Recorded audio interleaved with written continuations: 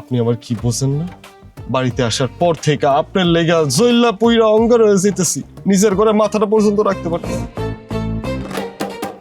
আমি আপনার বিষয়টা বুঝতেছি, কিন্তু এখন তো বিয়েটা হইয়া গেছে।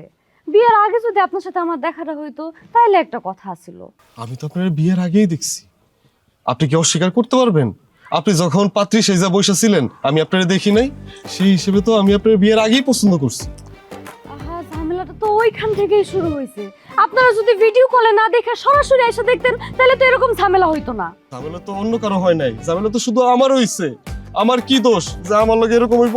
আহারে, আপনি একটা জিনিস বুঝতেছেন না, বিয়েটা তো হয়েছে বড়র সাথে বড়, ছোটর সাথে ছোট।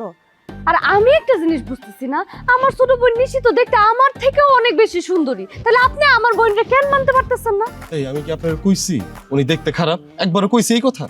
তাহলে মানতে পারতেছেন না কে কোন? আরে আমি আপনার বুঝাইতে পারতেছি না, আপনি কেন বুঝতেছেন না? আমার চোখ, আমার মন শুধু আপনারে চায়। এখানে দুনিয়ার সব সৌন্দর্য বৃথা।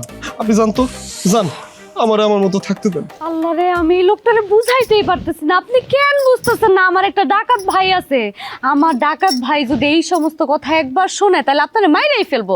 আর আমার ডাকাত ভাই কথায় কথায় ছুরি দেয়া বসে, বছরের পর বছর সে জেলের ভিতরে থাকে,